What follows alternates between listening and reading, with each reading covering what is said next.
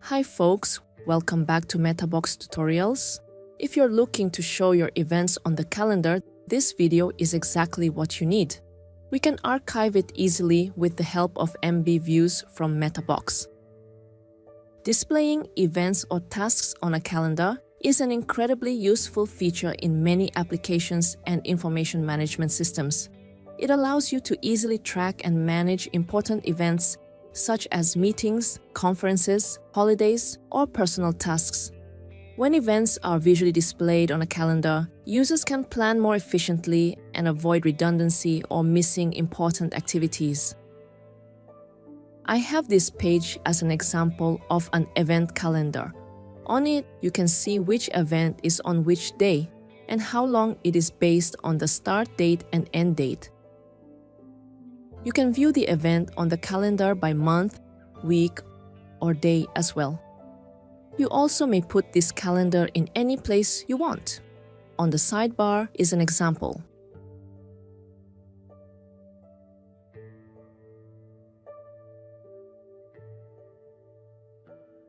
There are a few differences in format compared to the page, since its space is limited. I'll elaborate on the details later. If you find it necessary or interesting, let's dive into the details of this tutorial together.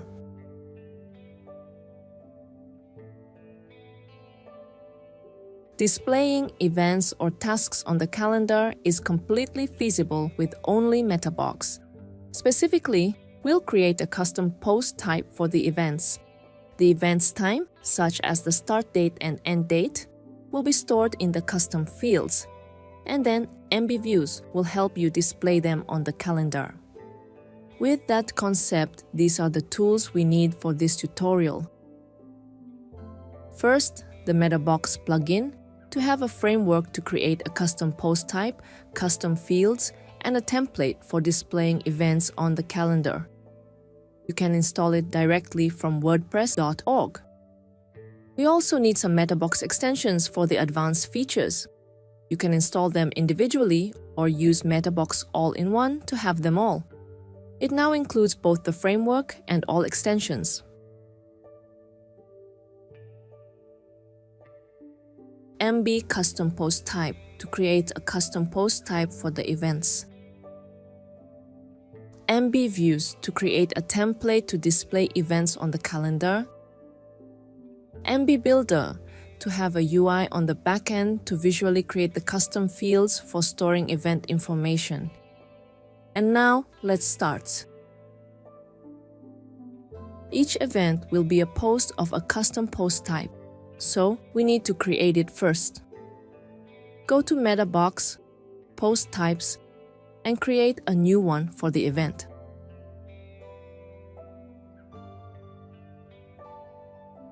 After publishing, a new menu will appear right here.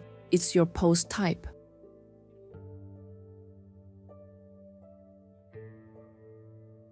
To display events on the calendar, we need the start and end dates. In the real case, the event might include other additional details such as address, moderator, and so on. But in this tutorial, I just use date for the main purpose, so let's create custom fields for them. Go to Custom Fields in MetaBox and create a new field group.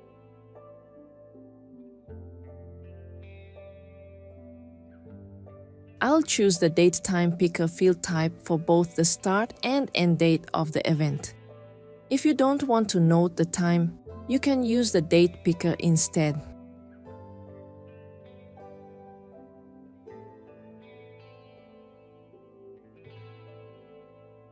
I turn this option on to show the date on the management dashboard. Then you can easily compare it with the result. Notice that you'll only see this setting for the field when enabling the MB Admin Columns extension. While optional, it's a handy feature to have.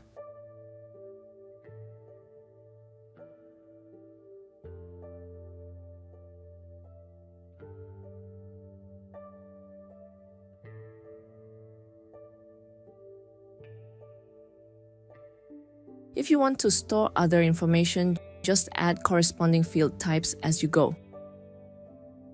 After creating all the needed fields, move to the Settings tab.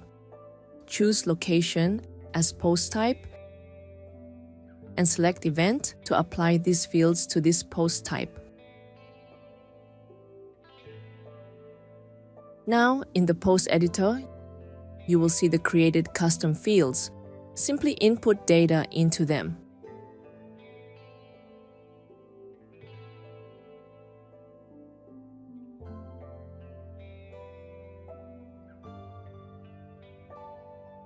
These are some posts that I created, for example.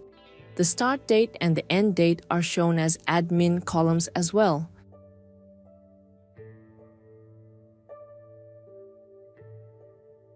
Head over to MetaBox, Views, and create a new template for displaying the events.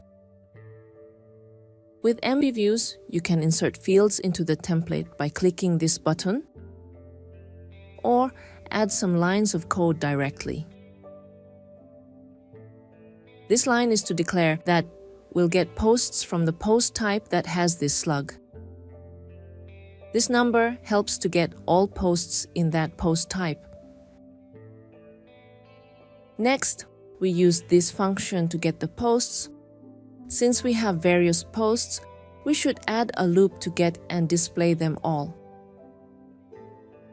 Inside this loop, we'll get information about the event.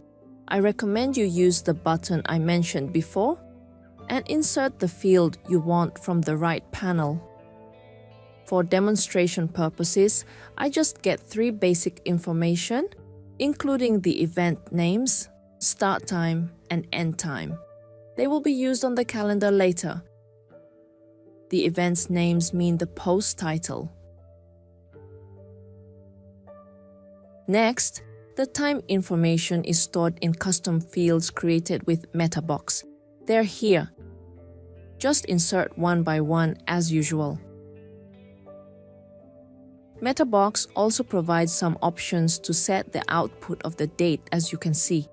Note that the date format must follow the ISO standard. To ensure event transformation works correctly on the calendar, so I choose this one.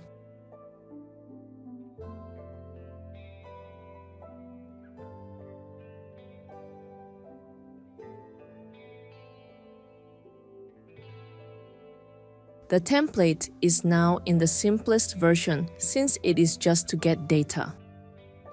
I keep the type of this template as shortcode in order that we can put it in any place we want. After publishing this template, you can see the shortcode here. Just copy it. Assuming that you want to display the event calendar on a page, go to the page editor.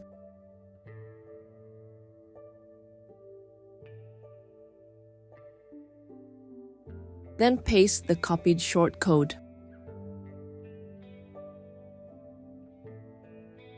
On the front end, you can see the information of all the events displayed. Now, let's move on to transfer them to the calendar. Back to the template that we created for the event calendar, we will use JavaScript to display events on the calendar and make them more beautiful. So we will modify the code a little bit. First, I'll add some lines to declare some libraries we'll use to have an event calendar. These lines of code are to declare the JavaScript libraries that support calendar features such as date, time, format, calculating time differences, showing the calendar by week, month or year, and calendar language. This is to declare the CSS library for styling the calendar. Next, I set this variable as an empty array since it will include the values from the fields in posts, which is obtained by this loop. Then, modify the loop to transfer all the values to the array.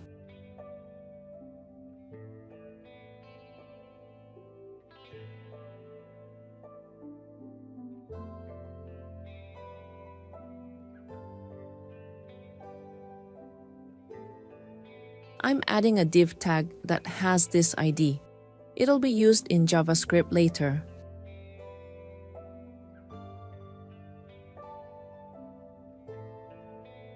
This is to convert a variable to JSON to use in JavaScript.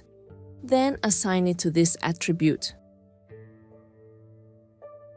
You might use this tab to regulate how the event looks on the calendar.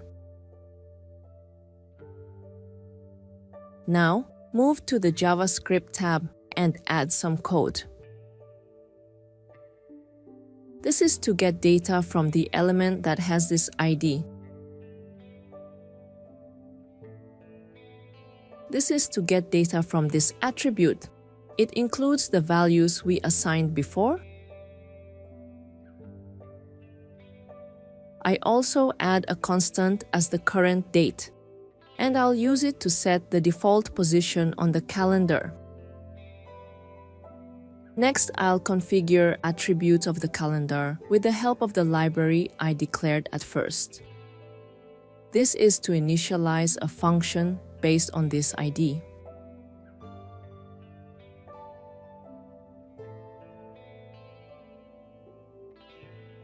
These are some attributes I set for the function.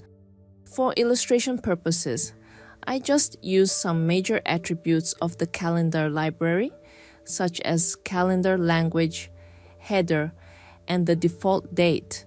You completely customize them as you want. With this configuration, the events can be shown like this, in a place that has limited space, such as a sidebar.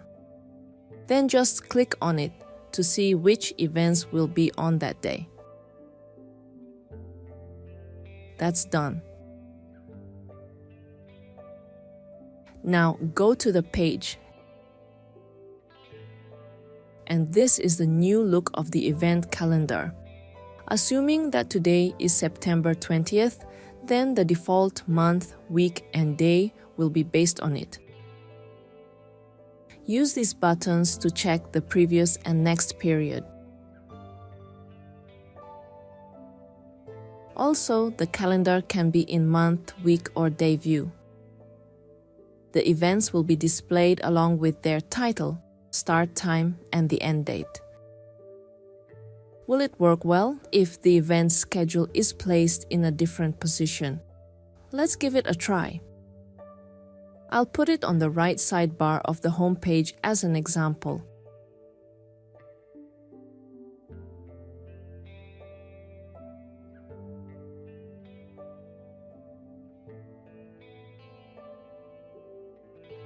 All the data was displayed as we expected.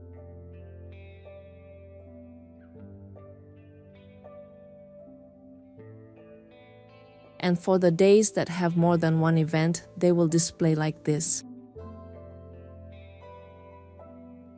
That's the end of today's tutorials. We hope that it's useful for your work and your life. If you want to explore other applications of MetaBox in real cases, please watch other tutorials on this channel. Remember to like, share, and subscribe to us for more tutorials. Bye.